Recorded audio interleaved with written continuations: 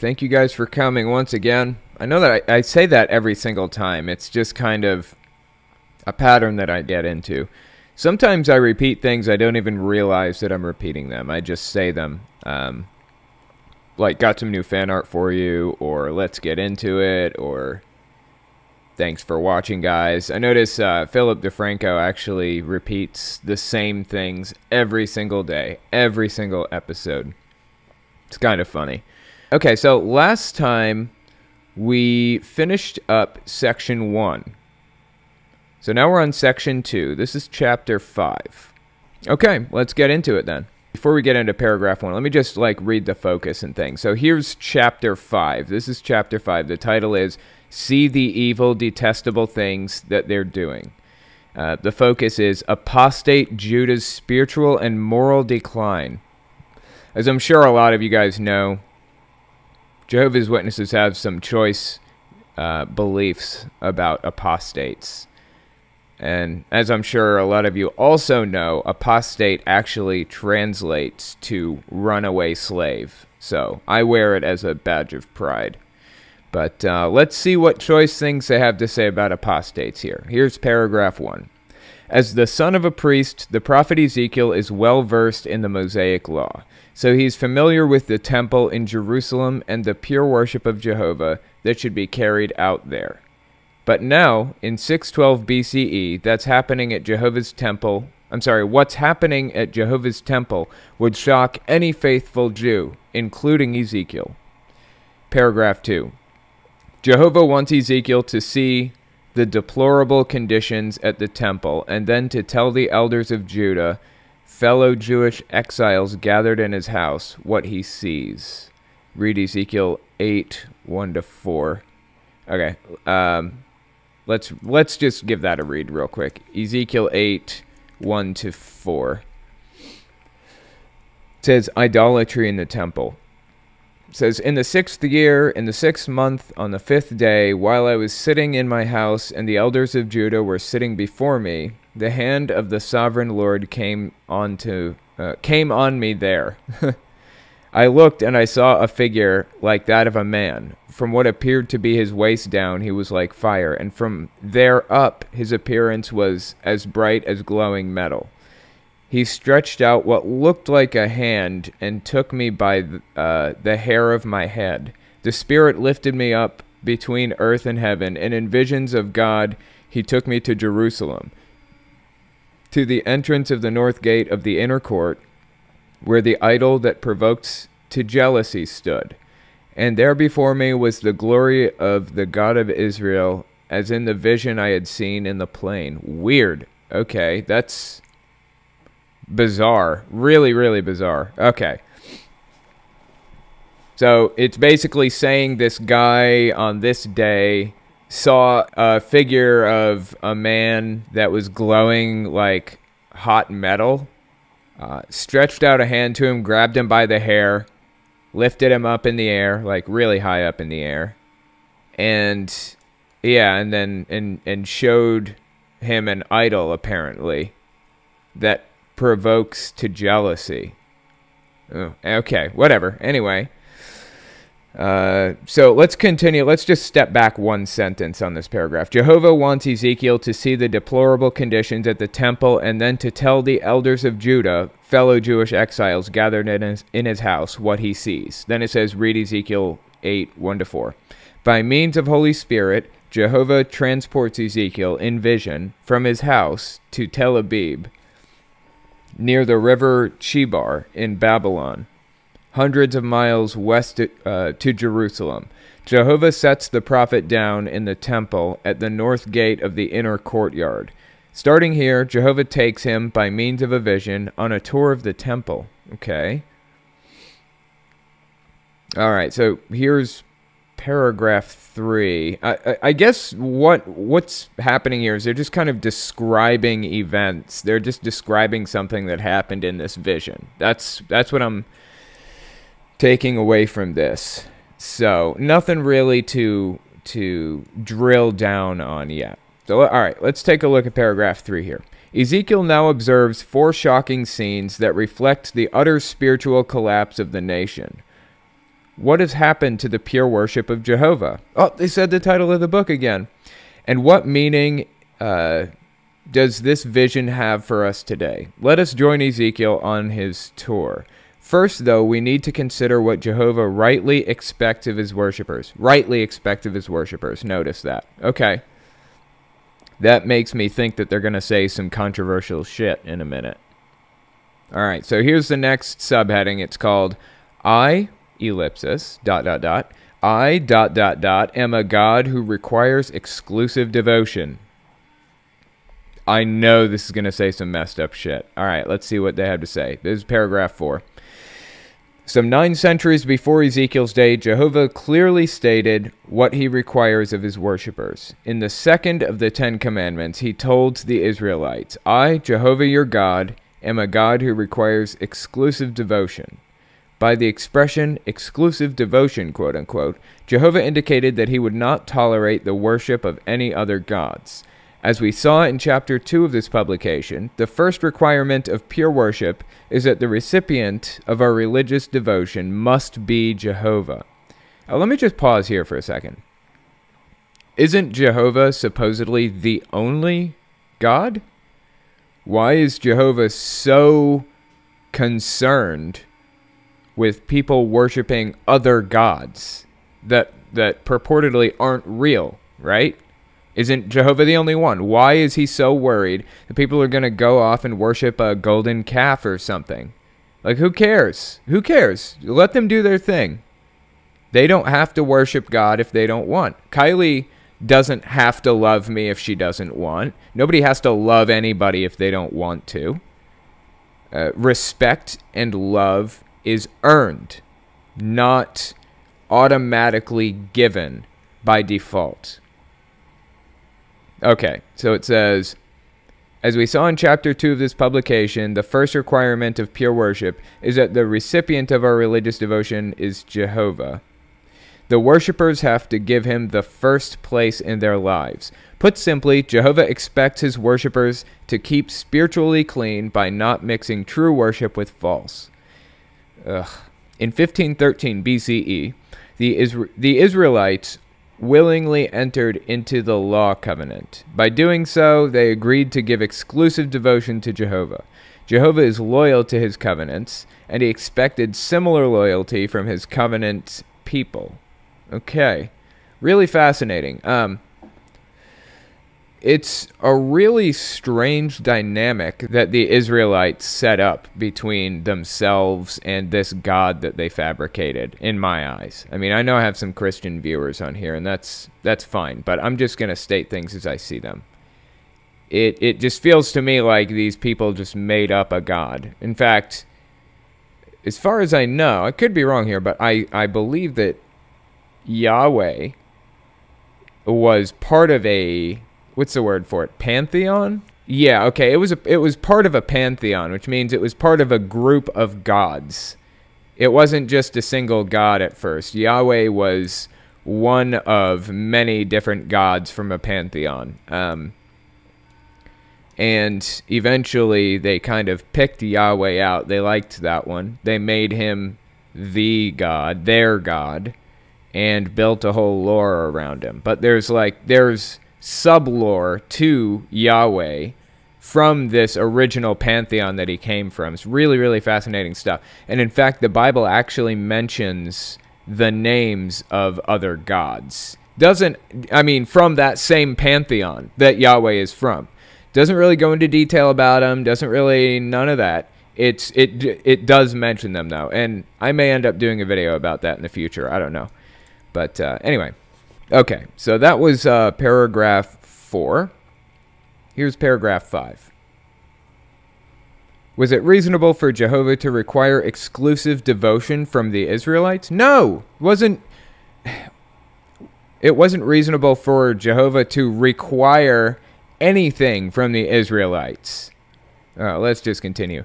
Yes, indeed, he is Almighty God, the universal sovereign, and the source and sustainer of life. God, this is so cringy. It's terrible. Jehovah was also the Israelites' deliverer. Deliverer. There's something feels weird about that word. When giving them the 10 Commandments, he reminded the people, I am Jehovah your God, who brought you out of the land of Egypt, out of the house of slavery. Clearly, Jehovah deserved the exclusive place in the hearts of the Israelites. This is killing me. Okay, here's number 6. Jehovah does not change. He has never wavered in his insistence on exclusive devotion. Imagine, then, how he must have felt about the 4 disturbing scenes that he now showed to Ezekiel in vision. Okay, now, this says Jehovah does not change. I dispute that claim. I completely disagree. Now, I can't go into detail here. In fact, by the time a lot of people see this, it'll probably already been said and done. You can probably go to my main channel and find this. But there's going to be a video about a letter that was written to one of my cousins by my mother. And I just got my hands on the letter. He just sent it to me and told me it was okay if I put it on the channel. And in that letter, she talks about disfellowshipping and disassociating and how Jehovah does not change, and he didn't like it when you talked to or said hi to disfellowshipped people before in the Bible times, and he doesn't like it now, so on and so forth. Jehovah does change, okay? Either that or the Bible is wrong. One of the two things, because the Bible depicts Jehovah as changing, or depicts God as changing over time. A lot of things about God changed over time. His personality being the least among them. I mean, look at the Old Testament and look at the New Testament and compare those two gods. One was all about peace, love, and happiness, and the other was about fire and brimstone. And depending on what kind of a Christian you are, what kind of a person you are in your heart, you either latch on to the peace and love one or the fire and brimstone one. That's why you can be a Christian like the Westboro Baptist Church Christians and still call yourself a Christian and still say you're following God's commandments and his guidance. Or you can be a super liberal Methodist, don't hate anybody, have a gay guy for your pastor kind of Christian and still be following the Bible in a certain way. Because a lot of the time, I mean, there are verses in the Bible that support any position. Any position. I mean, there's a verse in the Bible that says, love your neighbor as yourself. I mean, hating anybody for anything is, for all intents and purposes, completely debunked. Like, you shouldn't be hating anybody for anything based on that verse. But Christians would rather not read that verse. Some Christians, some fundamentalist, violent, angry Christians would rather read the verse where God committed genocide on this group of people or that group of people because he didn't like them. Like Steven Anderson's a good example. That fundamentalist pastor, or the Westboro Baptist Church, Fred Phelps, you know. I mean, there's a verse in the Bible to support any position, pretty much. Yeah, and there are contradictions all through it, just beginning to end. Actually, let me just show you this. If you're watching if you guys are watching the YouTube video, I'm going to pull up a website about Bible contradictions. It is called BibViz, I think. BibViz. Yeah, it's BIBVIZ.com. Really, really fascinating website. You can go to it and it'll show you like lines to just different contradictions. Where did Moses receive the 10 Commandments? There are contradictions on that. Let's see. Exodus 31:18. Okay, so we have on Mount Sinai, and that is supported by Exodus 31:18, Exodus 34:4, 34:32, and then Leviticus 26:46, Leviticus 27:34, and then Nehemiah 9:13. And then we have another that says on Mount Horeb. And 1 Kings 8:9 supports Mount Horeb. 2 Chronicles 5:10 and Malachi 4:4 support those. So which is it? Is it Mount Sinai or Mount Horeb? And why does the Bible contradict itself on that?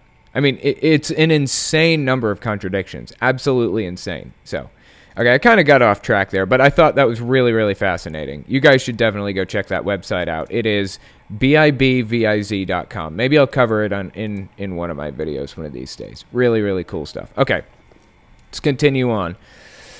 I believe we were, let's see. Yeah, we finished up paragraph 6. So let's take a look at the next subheading. It's called First Scene, the idolatrous symbol of jealousy. It says read Ezekiel 8, 5, and 6. So let's just take a quick look-see there. Read Ezekiel 8, 5, and 6. It says, Then he said to me, Son of man, look toward the north. So I looked, and in the entrance north of the gate of the altar I saw this idol of jealousy. And he said to me, Son of man, do you see what they're doing, the utterly detestable things the Israelites are doing here, things that will drive me far from my sanctuary? But you will see things that are even more detestable.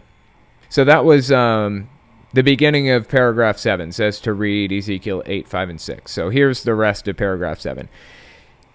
Ezekiel must have been shocked. At the northern gate of the temple, apostate Jews were worshiping an idolatrous symbol or image. It was perhaps a sacred pole representing Asherah, the false goddess that the Canaanites viewed as the wife of Baal. Whatever it was, those idolatrous Israelites violated the terms of their covenant with Jehovah. By giving to an image the devotion that rightfully and exclusively belonged to Jehovah, they incited God to jealousy. They provoked him to righteous anger. Just think, for over 400 years, the temple sanctuary had been associated with Jehovah's presence. But now, by bringing idolatry right into the temple area, those idolaters made Jehovah go far away from his sanctuary. Okay. But now, by bringing idolatry right into the temple area, those idolaters made Jehovah go far away from his sanctuary. So they're saying that because people were worshiping some kind of false idols or gods or whatever, it kind of scared Jehovah away. He was afraid or something. I don't know. Oh, Jehovah's not afraid of anything. Okay, so that was paragraph 7. Interesting. Here's number 8. What meaning does Ezekiel's vision of the symbol of jealousy have for our day? Apostate Judah certainly reminds us of Christendom. Now, for regular people that were never Jehovah's Witness, Christendom is everybody that's not Jehovah's Witness, pretty much. It's false religion. Worldwide body or society of Christians. Yeah. Christendom is, they view it as evil and wrong. Jehovah's Witnesses do. I don't think that it's intended to be that way. Like, I don't think the word was intended to mean that originally, but that's how Jehovah's Witnesses use it. They use it as false religion, basically. False Christianity. Okay. Let me find where I was. Okay. Apostate Judah certainly reminds us of Christendom. Idolatry is widespread in the churches of Christendom, which makes invalid any devotion that the people claim to give to God. Since Jehovah does not change, which he does, we can be sure that Christendom, like apostate Judah, has provoked his righteous anger. Surely, Jehovah is far away from this distorted form of Christianity. I love how Jehovah's Witnesses basically call every form of Christianity distorted and wrong and apostate except for theirs. It just kills me. Their hypocrisy is just so glaring and disgusting in many ways. I don't know how they can possibly make the claims that they make and honestly believe. You know what it is? They make these grandiose, crazy, out there claims, and they say, we couldn't have possibly known this. This doesn't have any connection to reality. We couldn't have known this information unless Jehovah gave it to us. And it's like, Either that, put a pin in that, could be that, or, bear with me, he didn't give you anything. You're just full of shit. That's another possibility that we haven't considered yet. So maybe we should consider that one. Okay, that was paragraph 8. Here's paragraph number 9. What warning lesson can we learn from those idolaters in the temple? To render exclusive devotion to Jehovah, we must flee from idolatry.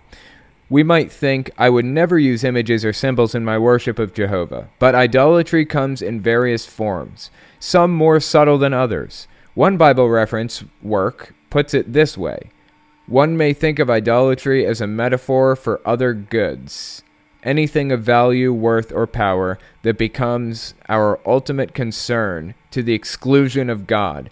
Idolatry, then, can include material possessions, money, sex, entertainment, really anything that could take first place in our lives and thus replace the exclusive devotion that's due to Jehovah.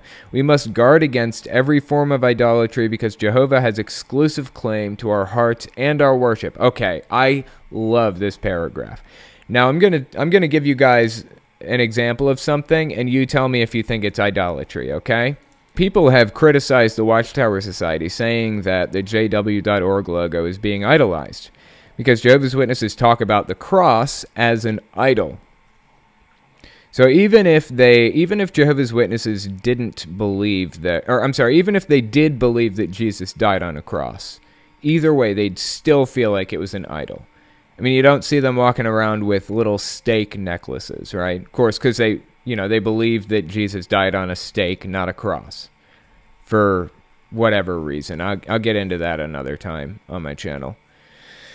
So they believe Jesus died on a stake, not a cross, but you don't see them walking around with stake necklaces. That's because they feel like the cross is being used as an idol. People hold it in their hands, they keep one in their pockets, they get them tattooed on them, they wear them around their necks, they have earrings with crosses on them, the whole 9 yards.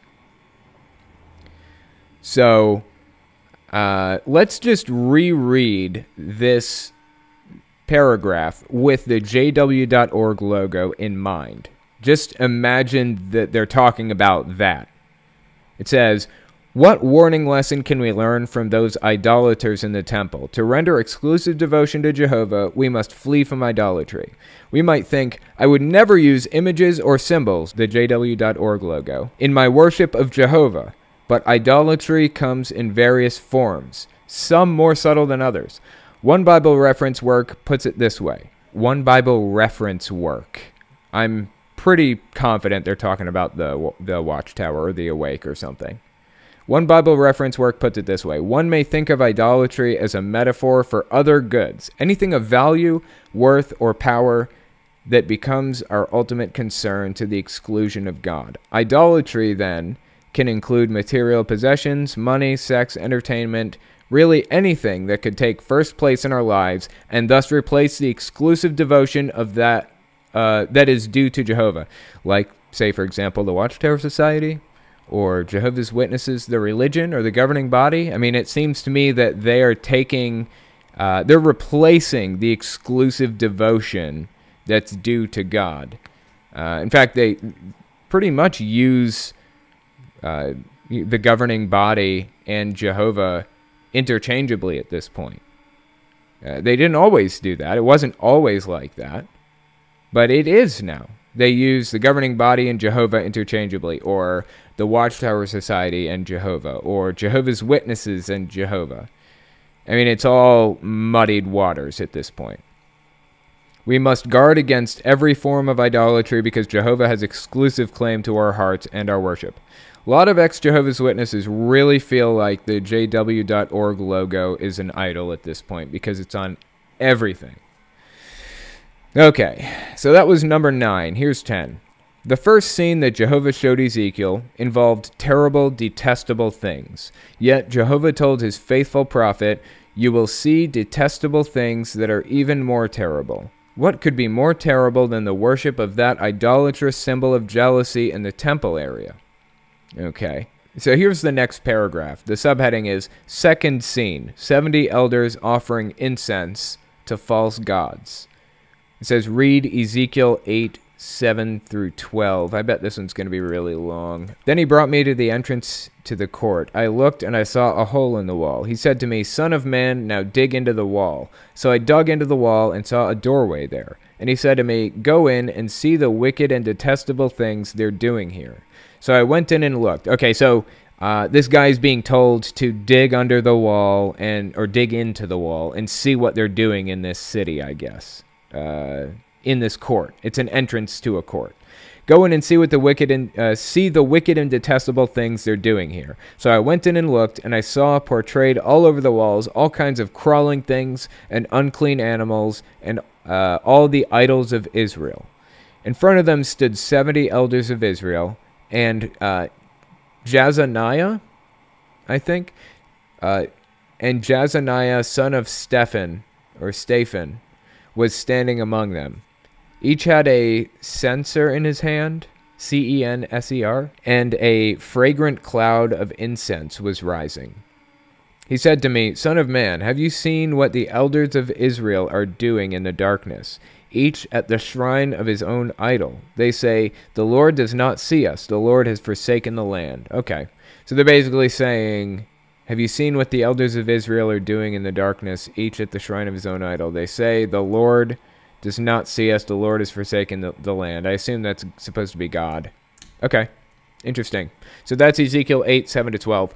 Boring through a wall and entering the inner courtyard near the temple altar, Ezekiel now saw disturbing wall carvings of creeping things and loathsome beasts and all the disgusting idols. Those wall carvings represented false gods. There's a claim. The Bible did not say that, did it? It's possible that it did, and I just misread it, but I don't believe it said the wall carvings represented false gods. That's just a claim they're making here. They're assuming that's what it means, or they're prophesying. They're interpreting what this book is saying. This Bible book is saying. Because they have the right to do that. Because they have, they're anointed. They're God's chosen people, the faithful and discreet slave. They're chosen by God to interpret his book for him. So here they're saying those wall carvings represented false gods. That's their claim. With zero evidence. They don't need evidence because they're prophets of God. Even more disturbing is what Ezekiel saw next. 70 of the elders of the house of Israel were standing in the darkness and offering incense to the false gods. Under the law, the burning of sweet-smelling incense represented the acceptable prayers offered up by faithful worshippers. However, the incense that those 70 elders offered up to false gods was an unholy stench to Jehovah. God. Their prayers were like an offensive odor to him. Those elders fooled themselves into thinking, Jehovah is not seeing us. But Jehovah did see them, and he showed Ezekiel exactly what they were doing in his temple. That's really fascinating.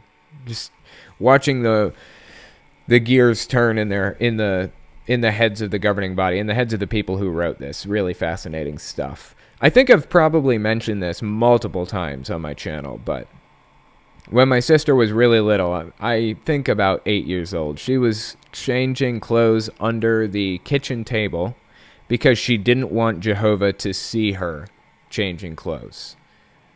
That is a testament to how serious Jehovah's Witnesses are supposed to take it. That's a testament to how deeply Jehovah's Witnesses believe God watches you 24/7.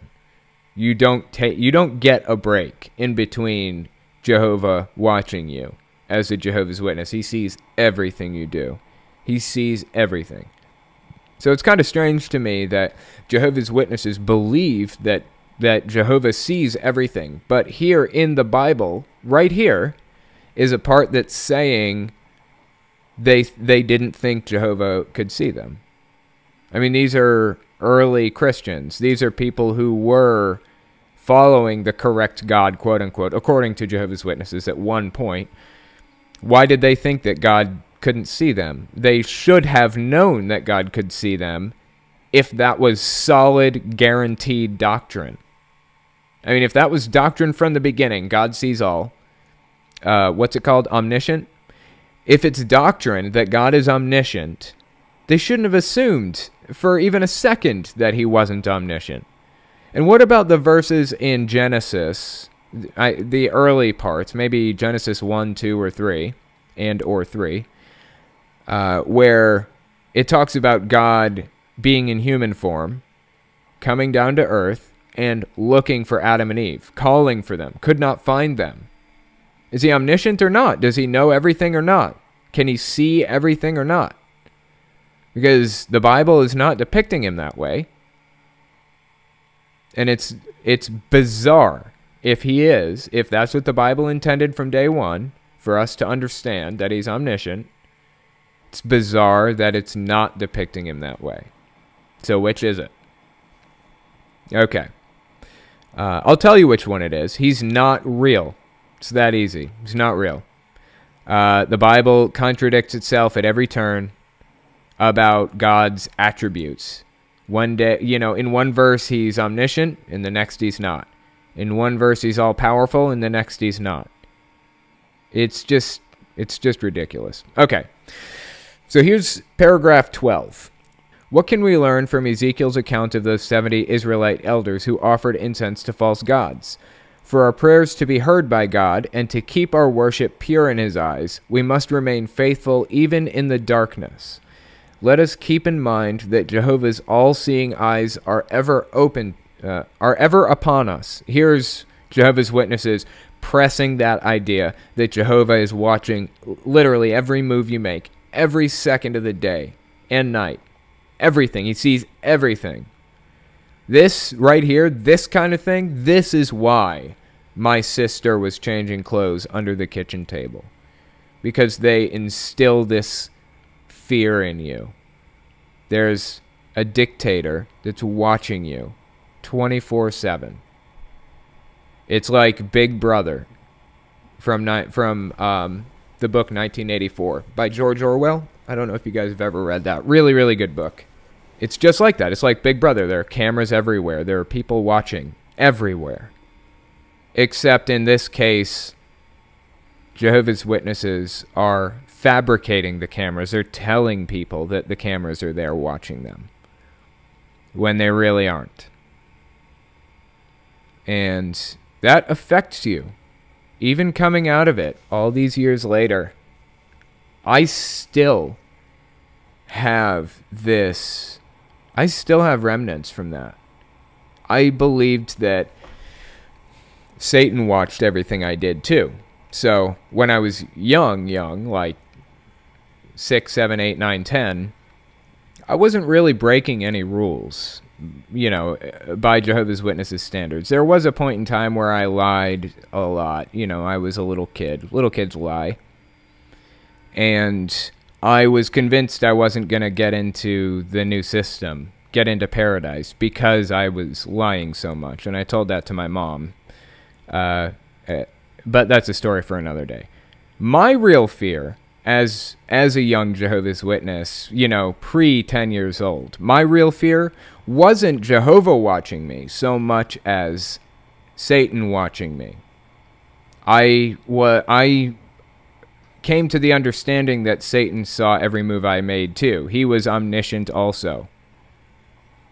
And for that reason, I would, I don't know why, but when I was young, the idea of the worst way to die crossed my mind. Like, what's the worst way to die?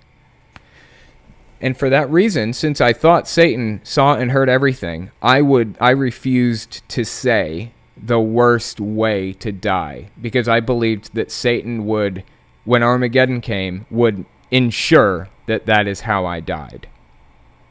Of course, at the time, I felt like the worst way to die was either drowning or burning alive. So anyway, I just, I thought that was really interesting for a young kid to be afraid to say something like that, for fear some invisible character overhears him and ensures that that happens. I don't know. It's just so many really deep issues come from this religion that people don't even realize are there.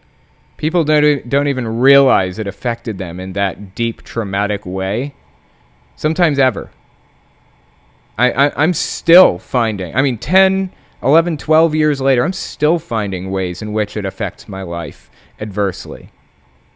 Even after reassessing everything that I ever believed, still finding ways it affects me adversely.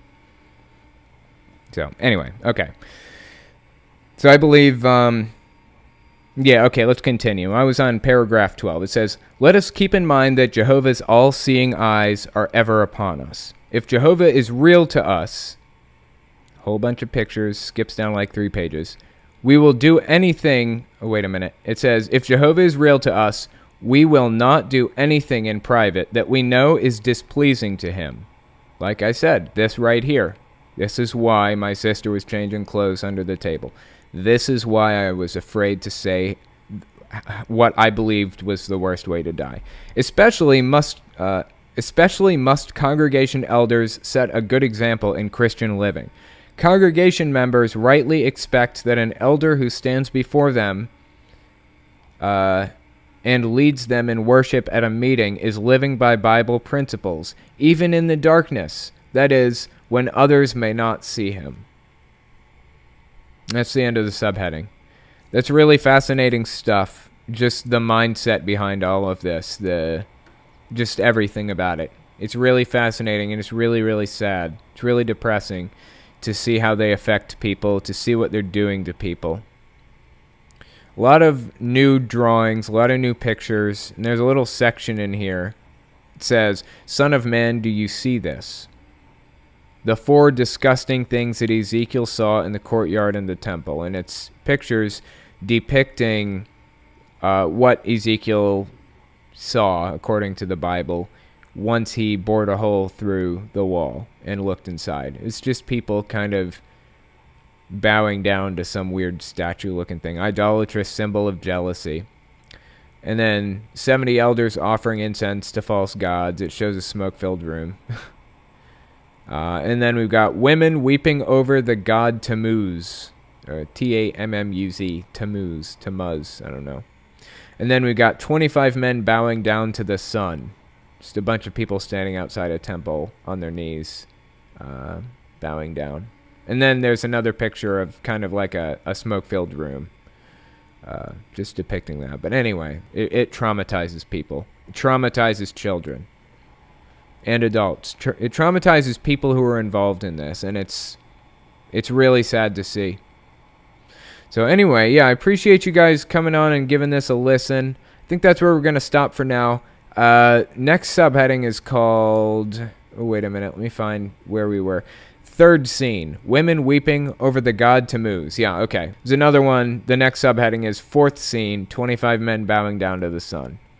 So, and then that chapter is over. So, all right. Well, appreciate you guys coming. I will talk to you next week.